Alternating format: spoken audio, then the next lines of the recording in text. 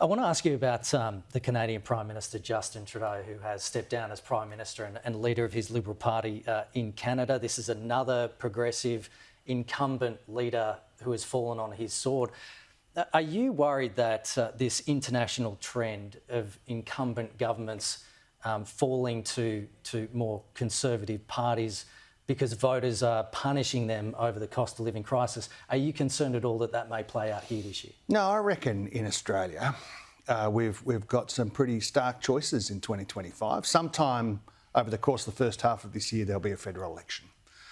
On one hand, you've got a government that has acted on the cost of living questions, kept prices down as far as is possible, delivered budget surpluses designed to put downward pressure on inflation that the Liberals and Nationals could never do in government. We've moved on those things. There is more work to do, of course, on cost of living and inflation, the broader economic challenges in the economy, including in my area, Future Made in Australia, rebuilding manufacturing. On the other hand, we've got a reckless, arrogant, Peter Dutton-led Liberal-National Party show that is proposing the only costed policy that they've got out there, costed in inverted commas, I have to say, would lead to a massive hit for the Australian economy.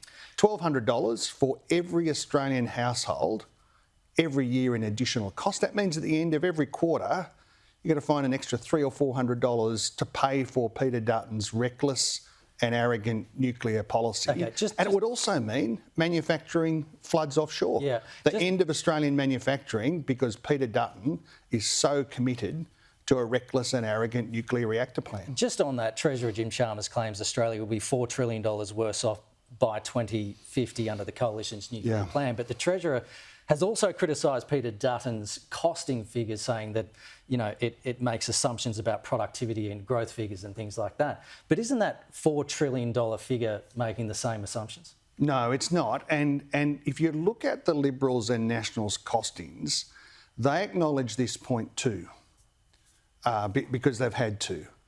If you introduce the most expensive form of power into the mix, it retards growth, it lifts costs, and it means that manufacturing floods offshore. So in the Liberals' own model, the economy is smaller and there's no room for electricity-intensive manufacturing. So the steel industry, aluminium industry, closed under Peter Dutton's own model. Now that has a big impact if you're in Gladstone or you're in Newcastle or you're in the Illawarra. Those existing facilities that rely upon energy policy certainty and an electricity system that's big enough for the manufacturing sector. So that policy has a terrible impact on household costs. But what I'm most concerned about here is those existing facilities being forced offshore, just like the auto industry was under Tony Abbott, but all of the new investment being deterred. The message from Peter Dutton to the manufacturing sector is don't bother knocking, go offshore somewhere else because there's no room in Peter Dutton's economy for manufacturing. We've got to get going in just a sec, but just quickly, why won't the Prime Minister call the election? Well, the Prime Minister will call the election when he thinks it's the right time for Australia for the election to be called. This parliamentary term runs through until May. It's open to the Prime Minister to call it all the way through then. He'll make judgments. It's unlikely to be the subject of announcement on a morning breakfast show like this one, as good as this is. And there'll be a stark choice for Australians.